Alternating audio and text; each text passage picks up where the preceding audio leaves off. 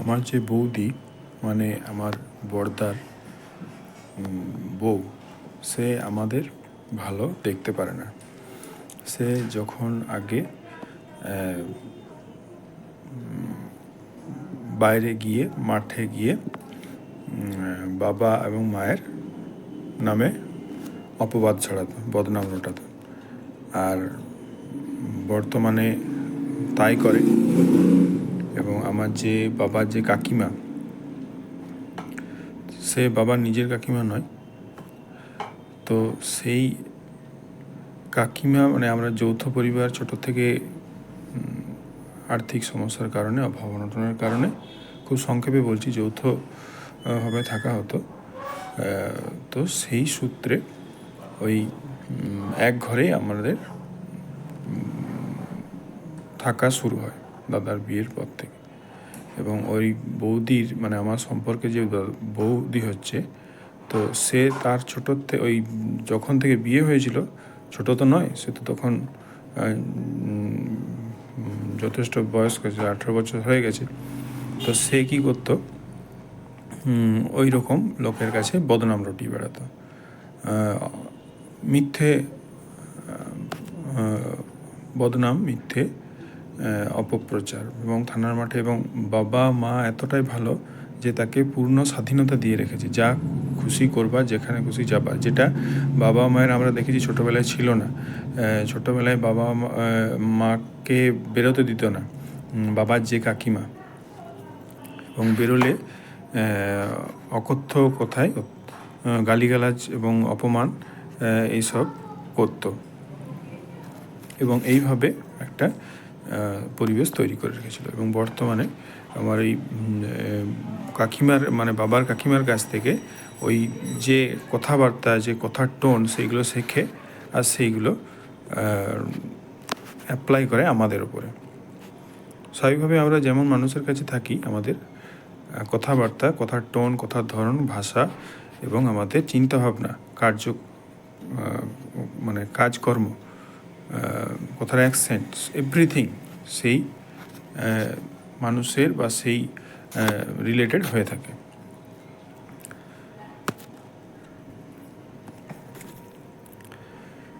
এবং সে তার বদনামের যে কার্যক্রম এতটাই মানে চালাতে যে এতটাই এফিসিয়েন্ট হয়ে উঠেছে, সে তার কোনো কিছুর মধ্যেই সে ওই আমাদের বদনাম করতে বাকি রাখে না। কোনো সাহায্য করে তো দূরের কথা, খাবার যেত যখন দেয়া হয় মানে বাড়িতে, মানে এখন তো বন্ধ করে দিয়েছে, যখন ছোটদার কাছে বাবা মা যেত, ছোটদা থাকে কলকাতায়, তো সেখানেই সে লোন নিয়ে বা যেভাবে হোক সে সেখানেই থাকে। তো যখন যেত তখন যে খাবার পাঠাতো, সেই খাবারের মধ্যেও কী যে মেশাতো জানি না, যতবার খেতাম পেট খারাপ করতো, এবং যার কারণে আমি খাবার খাওয়া ওখান থেকে বন্ধ করে দিয়েছি। এবং আমার যে দাদা একদিন খাবার সময় শোনাচ্ছে আমাকে খাবার সংসার চালানোর খরচ কত। এবং শুধু এরকমই না, এরকম অনেক এক্সপ্রেশন আছে। এবং সে আমার সাথে কোনো, আমার যে দাদা বড়দা, সে আমার হচ্ছে বাবার প্রথম পক্ষের যে স্ত্রী, তার ছেলে, আর আমি হলাম বাবার দ্বিতীয় পক্ষের স্ত্রীর ছেলে। তো তা হলো সেই যে আমাদের মধ্যে হলো, আমরা যে তিন ভাই কিন্তু প্রথম পক্ষের যে স্ত্রী আছে সে হচ্ছে বাবারই মানে আমার মায়েরই সে দিদি। তো আমার মেজদার সঙ্গে আমার বরাবরই ছোটোর থেকে, জন্মের থেকে আমরা যতদিন জ্ঞান হয়ে এসেছি, কোনো চিরকাল আমাদের একটা অত্যন্ত বন্ধুত্বপূর্ণ এবং ভাইয়ের যে সম্পর্ক যে কত ভালো হতে পারে, সেটা আমি আমার ছোট দাদা মানে আমার মেজো ভাইকে দেখলে সেটা মনে পড়ে। এবং সম্পর্ক ভাই যে কত খারাপ হতে পারে, এবং সেটা আমার বড়দাকে দেখলে সেটা মনে পড়ে। মানে ওর জন্যে আমার জীবনে অনেক বড় ক্ষতি হয়েছে। মানে আজকে যে আমার এইগুলো বলতে খুব খারাপ লাগে, যে আজকে যে এরকম অবস্থা, তার জন্যে দায়ী কিন্তু ও। কিন্তু এগুলো বলি না, কারণ কি ওর মা মারা গেছে সেই কথা মাথায় রেখে, বা ও দাদাকে শ্রদ্ধা দেওয়া একটা কর্তব্য আমাদের সংসারে একটা কর্তব্যের মধ্যে পড়ে। এবং দাদার মানে অবমূল্যায়ন মানে সেটা পরোক্ষভাবে নিজেরও অবমূল্যায়ন হয়, বা এই সবগুলো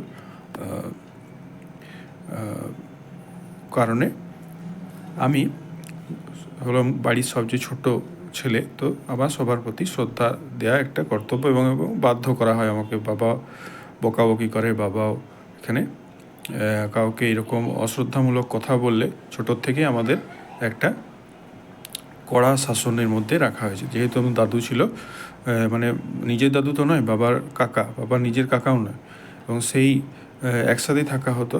এবং সেই দাদু ছিল আমাদের যে এখানকার যে গ্রাম পঞ্চায়েত আছে, বড়জোড়া গ্রাম পঞ্চায়েত, সেখানের প্রধান। এবং তার পিছনে বাবার একটা খুব বড় অবদান ছিল।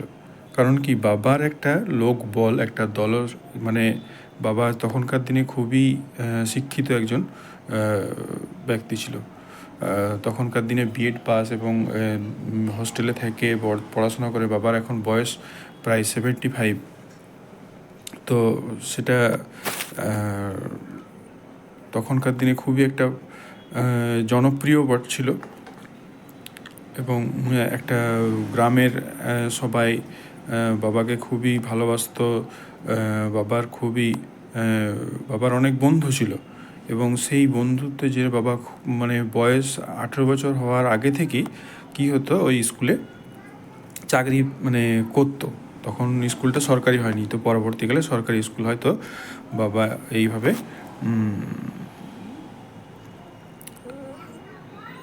সব ভালো ছাত্র থেকে একজন সরকারি স্কুলে চাকরি করে পরবর্তীকালে বিএড ট্রেনিং করে সেখানে এইসব করে বাবা তো হয়েছিল। মানে যেটা বলতে চাইছি, বাবা একজন শিক্ষিত, সম্মানীয় এবং খুব পাওয়ারফুল একজন, তখনকার এলাকায় পাওয়ারফুল ব্যক্তিদের মধ্যে একজন। তাই বাবাকেও ভয় লাগতো, কিন্তু বাবার সঙ্গে একটা মানে হালকা ছিল কিন্তু। এবং দাদু আমাদের চিরকাল, মানে বাবার যে কাকা, সে চিরকাল আমাদেরকে শাসন করে গেছে। এবং আমাদেরকে, আমরা তো ছোট ছেলেরা তো কী বোঝে, ছোটরা তো স্বার্থ বোঝে না, কিছুই বোঝে না। যে শাসন করে তাকে ভয় পায়, এবং এই ভয়েই আমাদেরকে রেখেছে। এবং তার বদলে সে তার নিজের স্বার্থ চরিতার্থ করে গেছে। সে তার নিজের স্বার্থে, মানে আমাদের এমন অবস্থা, আমরা তো বলতে পারি না তো এগুলো সব কিছুই। কারণ কি, আমাদের শাসন আছে, এবং বললে আক্রমণ, সেখানে মুখের আক্রমণ হতো। এখন তারা দুর্বল হয়ে পড়েছে বলে তারা কিছু করতে পারে না, কিন্তু তারা বরাবর নিজের স্বার্থের প্রতি কাজ করে গেছে, আমাদের চিরকাল ইউজ করে গেছে। তো তারা ঠিক এইরকমভাবেই তাদের কাজ হচ্ছে কন্টিনিউয়াসলি অপপ্রচার করা, বদনাম করা, এবং আমার যে দাদার যে বউ, তার কাছে আমাদের বদনাম রটানোই হচ্ছে তার কাজ, বাবার যে কাকিমা হচ্ছে সম্পর্কে। তো তার সেই হচ্ছে এক কথায় আমরা গোদা বাংলায় যেটা বলি নাটের গুরু, তো এই ধরনের ব্যক্তি তো ইনফ্লুয়েন্স করে এরকম আমাদের অসম্মানিত করতে। তো আমিও সেরকম ছেড়ে কথা বলার নয়, আমিও কিন্তু এর জন্য যতটা লড়তে হয়, যা করতে হয়, আমিও কিন্তু করতে পারি। কারণ আমিও কিছু ভয় পাই না, এখন বড় হয়েছি।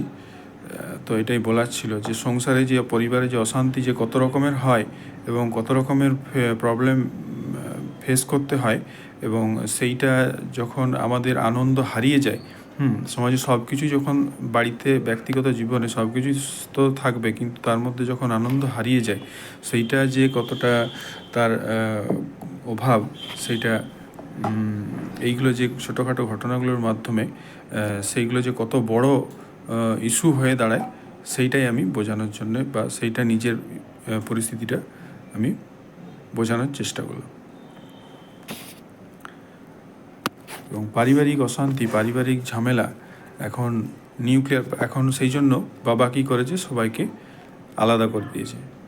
নিউক্লিয়ার ফ্যামিলি, কিন্তু তা সত্ত্বেও তার কি কাজ, সে ক্রমাগত এই যে দাদার এই বউটি ক্রমাগত এরকম কাজকর্ম, হ্যাঁ, বদনাম রটানো, ছেলেগুলোকে মানুষ করতে পারে না, পড়াতেও পারে না, নিজের মাধ্যমিক পাস মানে নাকি বিয়ে হওয়ার সময় বলেছিল কি 660 নম্বর যাই হোক কিছু পেয়েছে। তো জানি না কতটা সত্যি কতটা মিথ্যা। যদি সত্যি 660 পাওয়ার মতো হয় এবং সত্যি যদি এটা হতো তাহলে সেটা 80% উপরে নাম্বার হচ্ছে তখনকার সময়, এবং আমার নিজেরও ছিল 78% নাম্বার, তো 78 পয়েন্ট যাই হোক সামথিং। তো সেইটাও যথেষ্ট নাম্বার হচ্ছে। জানি না কতটা সত্যি কতটা মিথ্যা, হয়তো সত্যি হলেও হতে পারে, কিন্তু যদি সত্যি হয়েও থাকে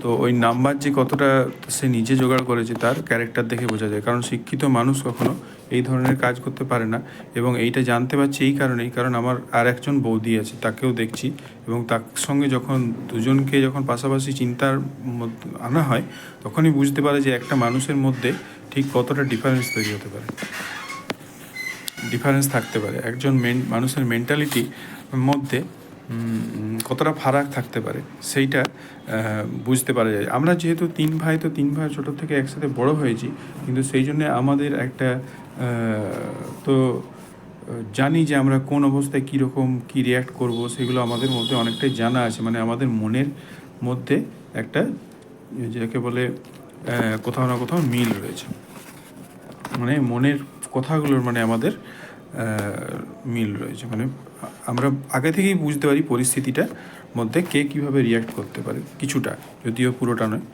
তো তাই আমাদের তিন ভাইয়ের মধ্যে এতটা অশান্তি হয় না। কিন্তু এই যে এই বউটি আছে তার ক্যারেক্টার এরকম, এবং তার জন্য আমার মাও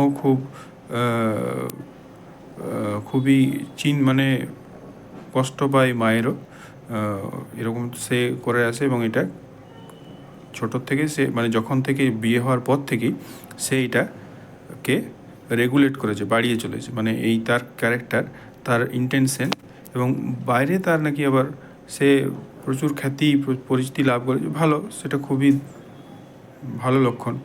বাইরে পরিচিতি লাভ করলে কিছু যদি করতে পারে অবশ্যই সেটা একটা বড় প্রাপ্তি, সেটা তার ব্যক্তিগত ব্যাপারে যদি করতে পারে। কিন্তু এইভাবে লোকের নাম ডুবিয়ে যে মানে লোকের বদনাম করে যে করে, তার সেইটা কিন্তু পাওয়ার যথেষ্ট যোগ্য নয়। অন্যের ক্ষতি করে যে নিজের ফায়দা নেওয়ার চেষ্টা করে, তার পরিণতি কখনো ভালো হওয়া উচিত নয়। এরপরে ভগবান আছে কি নাই সেটা তো পরের ব্যাপার। ভগবানকে কে দেখেছে, প্রকৃতির একটা সব কিছুই একটা কোইন্সিডেন্স বলা ছাড়া আর কি উপায় আছে। যে ভালো যে কাজ করে সে কখনোই ভালো তার ফল পায় না, বা যে পাপ করে সেই সব সময় গেনার হয়ে ওঠে আমাদের সোসাইটিতে। হ্যাঁ, পাপ পুণ্য এইগুলো পুরোটাই সামাজিক অবস্থার পরিপ্রেক্ষিতে নির্ভর করে। তো এই ধরনের যে কাজগুলো করে সেইটাই আমি বোঝাতে চাইলাম। এবং সব ঘরেই এগুলো হয়তো অল্প বিস্তর বা কম বেশি হয়তো আগেকার দিনে তো ছিলই, এখনকার সময় আছে। তো আমি সব ঘরে তো দেখতে যাইনি, আমি বেশ যে কয়েকটা ঘরে আমি দেখেছি সেই ঘরেও আমি এই ধরনের ঘটনা আমি দেখেছি। এবং আমি নিজেরটা বিশেষ করে বললাম, কারণ নিজেরটা বলা ইম্পর্ট্যান্ট, বলে রাখাটা ইম্পর্ট্যান্ট, এটা ডকুমেন্টেশন করে রাখাটা ইম্পর্ট্যান্ট, এবং আমি কি মনে করি সেইটা খুবই ম্যাটার করে, সেই জন্য আমি বললাম। অবশ্যই এর পিছনে একটা এক্সটার্নাল সামাজিক ইনফ্লুয়েন্স তো অবশ্যই আছে। কিছু মানুষের উদ্দেশ্য অবশ্যই খারাপ থাকে, তারা তাদের একটা ইনফ্লুয়েন্স এই ফ্যামিলির দিক থেকে বা আমাদের ব্যক্তিগত জীবনেও থাকে। তো এগুলো একটা তো স্পিরিচুয়াল পার্ট চলে আসছে, তো সেই দিকে আমি না যেয়ে আজ ব্যক্তিগত যে প্রবলেম যে ফেস করছি সেইটা, আমার পার্সোনাল যে প্রবলেম ফেস করেছি, বা বর্তমানে এখন সেপারেট হয়ে যাওয়ার পরে সেই প্রবলেম যাক অনেকটাই কমেছে। যখন একসাথে ছিলাম সেই প্রবলেম আরও বেশি ছিল, এবং এই যে রেষারেষি মানুষের মধ্যে হিংসা, আমাদের একজনের সঙ্গে আর একজনের যে যাকে বলে কি বলে ঠান্ডা যুদ্ধ, রাজনীতির মানে পেপারের ভাষায়, তো এই রকম একটা পরিস্থিতি আগে অনেক বেশি ফেস করতে হয়েছে। এটা এখনও তার রেস রয়েছে, দূরত্ব তৈরি হলেও একটা শারীরিক দূরত্ব তৈরি হলো, একটা কি হচ্ছে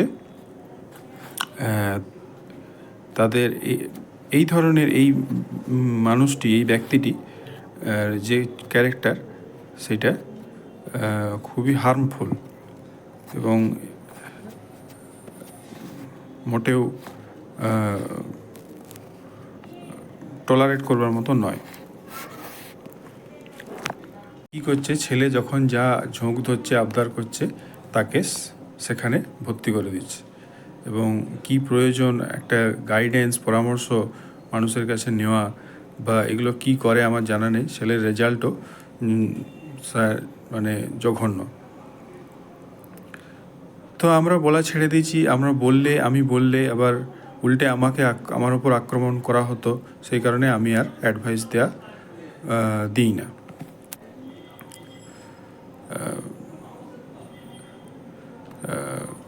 সেই যে ওদের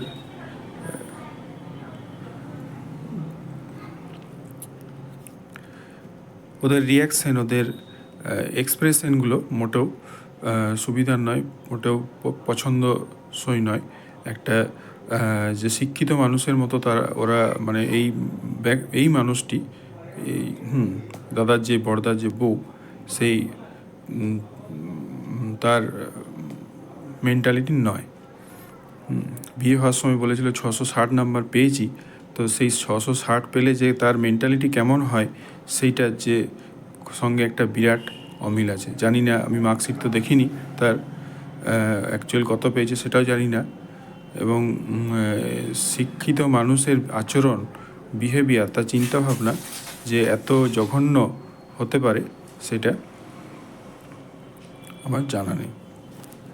আমি দেখিনি যে শিক্ষিত মানুষ সে কখনো এরকম তার কথাবার্তা বা তার রিয়াকশান এরকম কখনোই হয় না।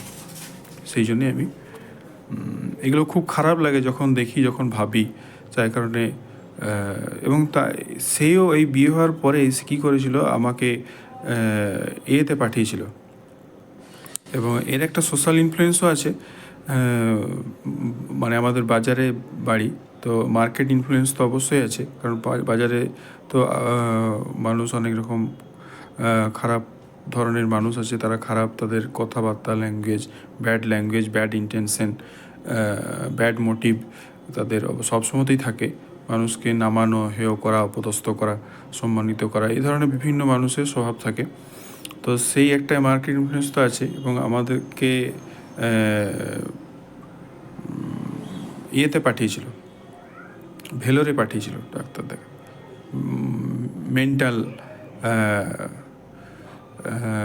মেন্টাল হসপিটালে যার ইয়ে করেছিল, এই যে বাবার কাকিমা আর এই বৌদিটি আসার পরে। এবং বাবার কাকিমার বরাবরই আমাদের উপর রাগ, এবং আমি তো তখন ছোট অবস্থাতে তো আমরা তো এত কিছু বুঝি না, তাদের মনের মধ্যে যে এত হিংসা আছে সেটা, এবং মায়ের উপরে প্রায়শই এরকম আক্রমণ করত। এবং তার নিজের যে ছেলে, তার বউকে সে, ওই বাবার কাকিমাটি, কিছু বলতে পারে না, এবং তাদের প্রতি খুবই সে সদয়, দয়াশীল। এবং তাদের ওই কাকিমাটির কাজ হচ্ছে সকাল থেকে,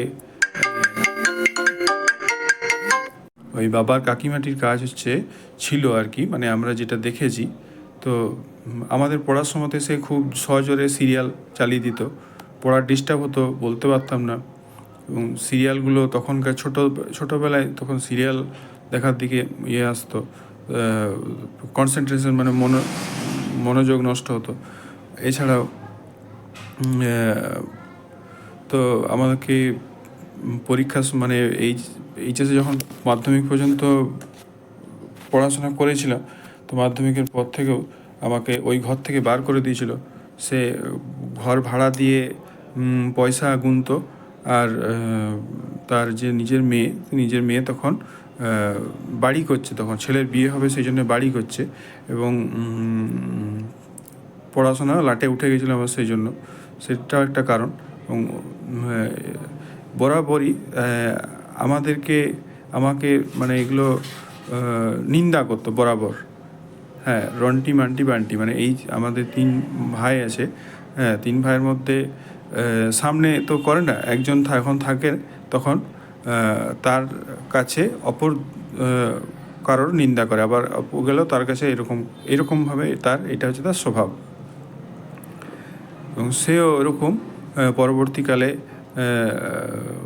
গালিগালাজ করা শুরু করে এবং নিন্দা করে লোকের কাছে, এই তার কাজ। কিন্তু আমি অন্য কাউকে ঘরে এরকম করতে দেখি নাই, একমাত্র ওই ব্যক্তিকেই। এবং তার যে বিহেভিয়ার, তার কপি করছে এই যে বড়দার এই বউটি। এবং দাদার সঙ্গে আমার খুব একটা ভালো সম্পর্ক, যে কোনো দিনই তার জন্য আমার অনেক ক্ষতি হয়েছে জীবনে। এবং তা আমি তো বলি না কাউকে, কারণ কি এটা বলবার মতো বিষয় নয়। কাকে বলবো বা বলেই বা কী হবে। তো এইগুলোকে জাস্ট, দাদা আমার থেকে 7 বছরের বড়, তো আমি এই ভেবে তো ওগুলো গায়ে মাখি না। কারণ সে তো আর ভগবান নয়, বা সে তো আর গুরুজন নয়। ভুল তো তার সবার হতে পারে, তো এটা ভুল মনে করে আমি করি না। কিন্তু তারও ইন্টেনশন সবসময় ভালো থাকে না। চেষ্টা থাকে তার, সে করবার হয়তো ইচ্ছা থাকে, কিন্তু আর্থিক অবস্থা আমাদের ভালো না হওয়ার কারণে আমি সেটার কারণেও কিছু বলি না। কারণ সে যখন তার অবস্থাটা দেখি, তার আর্থিক অবস্থার কথা দেখি, সে আর্থিকভাবে যথেষ্টই এখন, যদিও বা মানে এটা একটা শো অফ, মানে যেহেতু বিজনেস করে, বিজনেসে তো অনেক কিছু শো অফের ব্যাপার আছে। তো এমন একটা ভাব দেখায় যে সে অনেক টাকা রোজগার করেছে। তো তবুও আমি অতীতের কথা যদি দেখি, এবং আমি নিজেও দোকানে ছোটো থেকেই মানে আমি যখন থেকে বড়জোড়ায় এসেছি, তখন থেকে আমি আমার এই দোকানে যাওয়া আসা ছিল। এবং ওখানে দোকানে ছোটোবেলাতে কিছুদিন আমি পড়াশোনাও করতাম আগে। এবং যতদিন পর্যন্ত আমার এই কলেজে, মানে যতদিন পর্যন্ত এই দোকান না করেছি, বা যতদিন পর্যন্ত কলেজ এখানে কাজ করিনি, ততদিন কলেজে পড়িনি, বা যতদিন পর্যন্ত আমি দোকান করিনি, বা যতদিন পর্যন্ত আমি এখানে একটা কোম্পানিতে কাজ করতাম, তো সেই কোম্পানিতে যতদিন কাজ করিনি ততদিন আগে পর্যন্ত আমি দোকানে থাকতাম। এবং তার জন্য আমি কোনো দিন কিছু চাইনি, এবং চাইতামও না।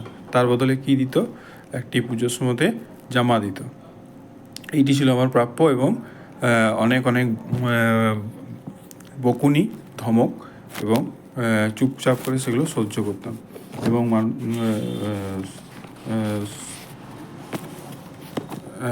মানে ছিল একটা,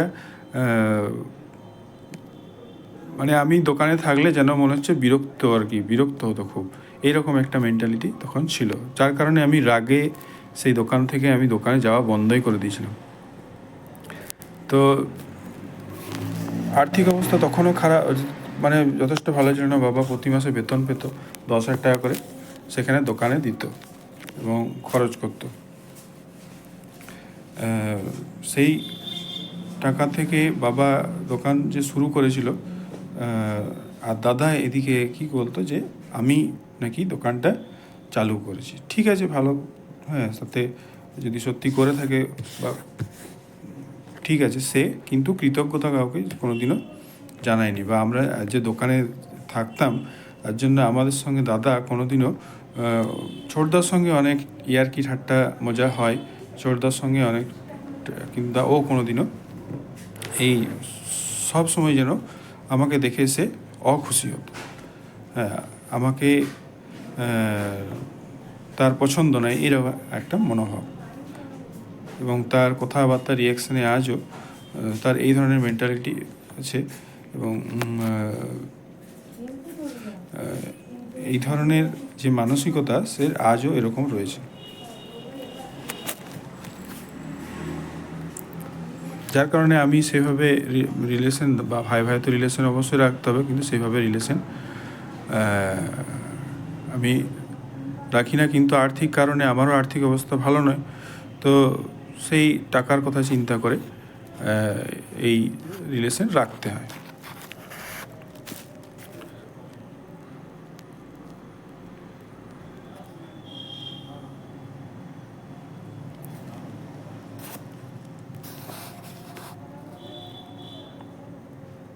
তো তারা ভালোবেসে বিয়ে করে, এবং জানি না ভালোবেসে মানে ভালোবাসাটা ঠিক কেমন ছিল। হ্যাঁ, যে এমন ভালোবাসা যে ঘরের লোকের কাছে বদনাম, হ্যাঁ, লোকের নামে বদনাম রটানো, এই ধরনের যে ভালোবাসাটা কী ভালোবাসা এটা আমার এখনও এর জানি না। তো তার মাধ্যমিকের নাম্বারটা নিয়েও আমার যথেষ্ট সন্দেহ আছে, এবং সে যদি সত্যি শিক্ষিত হয় তো তার কথাবার্তা কেমন হওয়া উচিত সেটাও একটা বুঝবার বিষয়। এবং পপুলারিটি একটা ভালো ওটা অর্জন করেছে, ওটা ভালো, অবশ্যই খুব ভালো একটা প্রশংসা। এখনকার দিনে নারীদের একটা ক্ষমতায়ন বা নারী শক্তির উন্নয়নের সময়ে একজন দেখতে সুন্দর, হ্যাঁ, সে গায়ের রং ফর্সা কিন্তু তার মন যে এত কুৎসিত সেটা কে ধরতে পারে। কিন্তু মনের সৌন্দর্যটা আমি মনে করি আসল শরীরের সৌন্দর্য থেকেও। তো যেটা আমার এগুলো ভাবলে কষ্ট লাগে, হ্যাঁ, সেই জন্য শেয়ার করে রাখলাম।